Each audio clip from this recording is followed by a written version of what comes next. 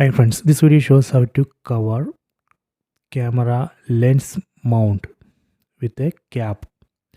So this is a lens mount and this is a cap. So I will show you how to close this lens mount using this cap in this Canon EOS R50 camera. So here we can see one mark. We have to align this mark with camera index, lens mounting index on the body. We have to put it like this, then turn it clockwise. Done. So this way we can cover this lens mount with this cap.